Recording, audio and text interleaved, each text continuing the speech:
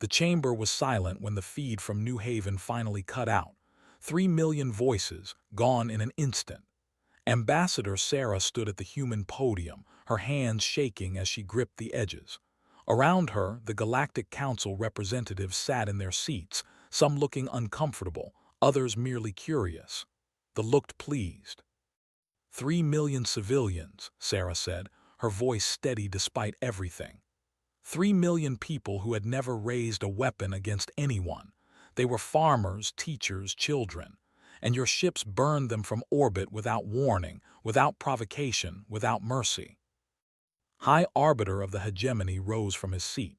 He was massive, nearly 3 meters tall, covered in scales that gleamed under the chamber lights. His species had conquered 17 systems in the last century. They were feared across known space. He smiled, showing rows of sharp teeth. Your people were weak, said. They occupied a world in a strategic location. We needed it. This is how the galaxy works, human. The strong take what they need. The weak learn to accept their place. Sarah looked around the chamber. I call for immediate sanctions against the hegemony. I call for a peacekeeping force to be deployed to human space. I call for justice. The vote was quick. 43 species sat on the council. 32 voted against the human proposal. 8 abstained. Only 3 voted in favor. They had too much military power, too many trade agreements, too much influence. Nobody wanted to anger them over one human colony. Laughed. It was a terrible sound like rocks grinding together. You see, Ambassador, this is the reality of power. Your species has been part of our galactic community for 30 years and you still do not understand. You are too soft, too emotional, too weak to matter. Sarah closed her eyes for a moment. When she opened them, something had changed in her expression. High Arbiter, I speak now with the full authority of Earth's united government. We understand that the Council will not act. We understand that we must respond to this ourselves. Then respond, said, spreading his arms wide. Send your little fleet. We will sweep it aside as easily as we swept aside New Haven. That is not what we're going to do, Sarah said quietly. Instead, we offer you this: full amnesty, complete forgiveness for the deaths of our people. We will negotiate reparations through neutral parties. We will submit all territorial disputes to binding arbitration. All we ask is that you withdraw from human space immediately and agree never to attack our colonies again. The chamber erupted. Half the council members were talking at once. The other half sat in stunned silence. They were laughing again. You offer us amnesty, could barely speak through his amusement. We slaughter millions of your people and you offer to forgive us. This is beyond weakness. This is pathetic. Sarah waited for the noise to die down. We are making this offer because we believe in peace. We believe in diplomacy. We believe that even after great violence there can be understanding. But High Arbiter, I need you to hear this clearly. We are offering you mercy. We will not offer it twice. Wiped his eyes with one clawed hand. I reject your mercy, human. I reject your amnesty. And I reject your weakness. In fact, I think we will take another of your colonies. Perhaps then you will understand your place in this galaxy. Sarah stood very still. Around the chamber, some of the other ambassadors looked worried now. A few of them knew human history. A few of them had read the files that Earth had submitted when joining the galactic community. But most hadn't. Most just saw a soft species that talked too much about peace and cooperation. I understand, Sarah said. Then there is nothing more to discuss.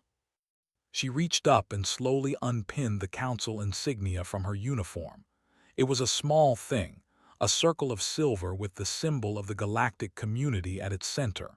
She had worn it every day for 5 years. She placed it carefully on the podium. Earth recalls all diplomatic personnel, effective immediately, she said. We are closing all communication channels with the Galactic Council and its member species. We withdraw from all treaties, all trade agreements, all joint ventures. We are severing all ties. Running away, asked, how very human. Sarah looked at him for a long moment. "We tried," she said. Then she turned and walked out of the chamber. 3 days later, the Third Fleet jumped into the system. Station was a mining colony, smaller than New Haven. Only 100,000 people lived there. They were working on extracting rare minerals from the system's asteroid belt. They had no military defenses.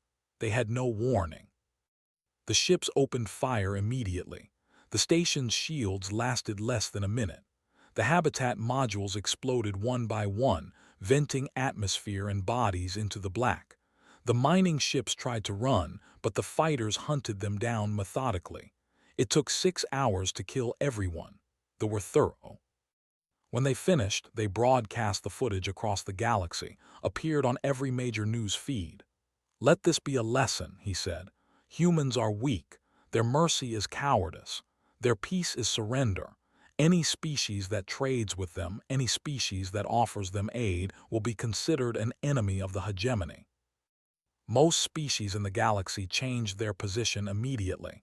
Human ships were docking rights. Human trade goods were refused. Human messages went unanswered. Within a week, humanity was completely isolated. The Galactic Council met again to discuss the situation. Some members expressed concern. A few suggested that perhaps they had gone too far, but in the end they did nothing. The strong took what they wanted. That was how the galaxy worked. That was how it had always worked. 3 weeks passed. Earth was silent. The human colonies were silent.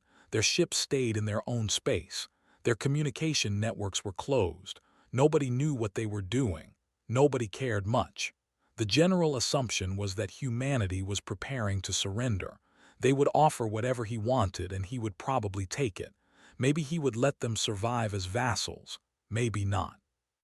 Then the Grand Fleet jumped into the Sol system. 40 dreadnoughts, each one the size of a city. They were the pride of the hegemony, the ships that had conquered worlds. Himself commanded from the flagship. He was going to demand Earth's surrender in person. He was going to make humanity kneel. The fleet emerged from jump space near Jupiter. Immediately, the sensor officers began running scans. They were looking for Earth's defensive fleet, for weapon platforms, for anything that might pose a threat. But the system was dark. No communications, no active sensors, no ships moving. "They're hiding," one officer said, "cowering on there, waiting for us to come take it." Smiled. This was easier than he had expected. He ordered the fleet to begin moving toward Earth at full speed. They would be there in 3 hours. Then he would show the galaxy what happened to species that refused to acknowledge the natural order of things. That was when the sensors detected movement behind Jupiter. At first they thought it was a moon. Then they realized it was moving too fast. The object was accelerating toward them at impossible speeds. No organic crew could survive that kind of force.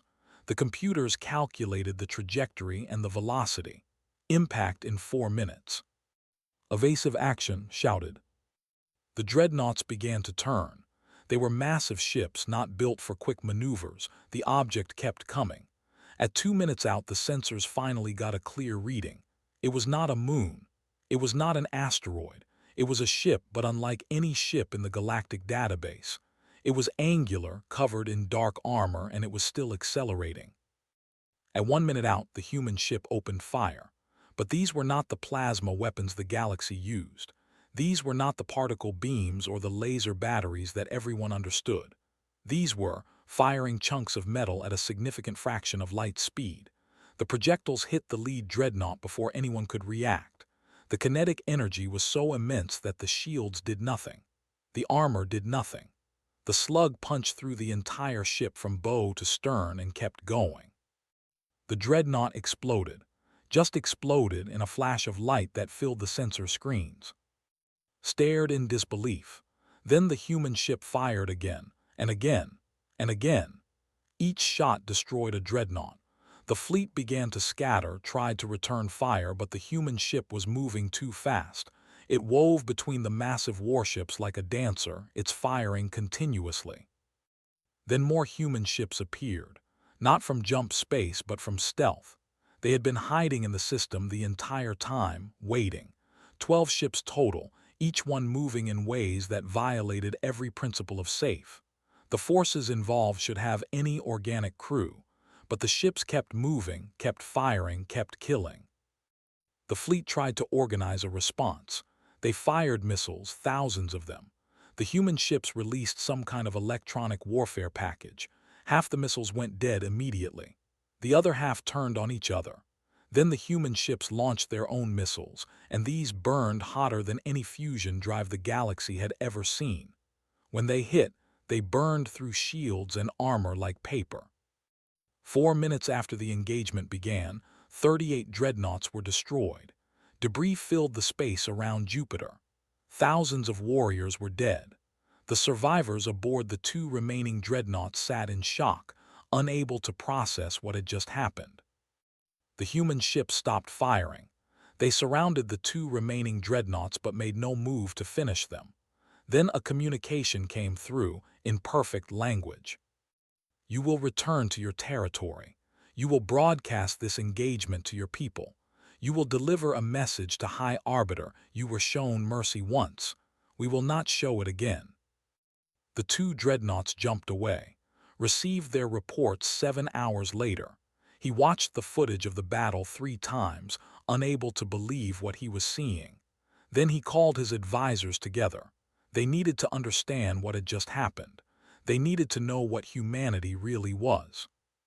One of his intelligence officers had been researching human history. What she found made his blood run cold. Before joining the galaxy, humans had fought among themselves for thousands of years.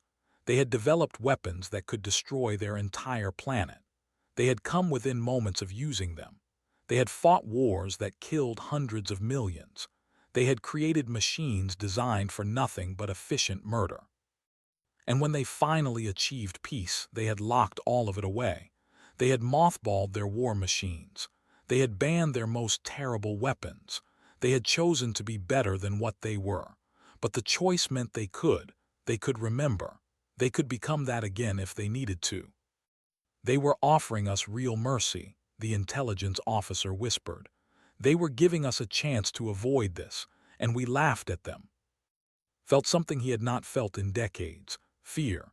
Real, cold fear, but he was High Arbiter. He would not bow to fear.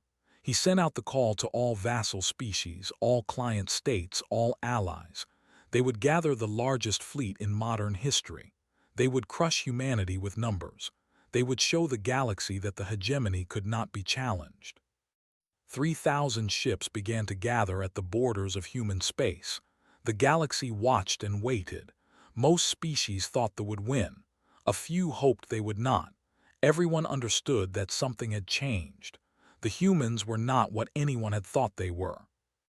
In the Sol system, Admiral stood on the bridge of the UNSC Remembrance. He was reading reports from human fleets across colonized space. His ships were mobilizing. The weapons they had promised never to use again were being unsealed. Soldiers who had trained for a war they hoped would never come were boarding troop carriers. They're really doing this, his second officer said. They're coming with everything they have. Admiral nodded slowly. Then we show them everything we have. No more restraint, no more half measures. They wanted to see what humans are when pushed too far, so we show them. He pressed the fleet-wide communication button. All ships, we offered them mercy once. They took it as weakness. We will not make that mistake again.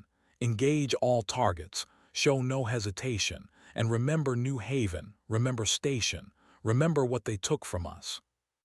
3,000 ships jumped into human space. They found human fleets waiting for them. The war began in earnest, and the galaxy would never forget what happened next.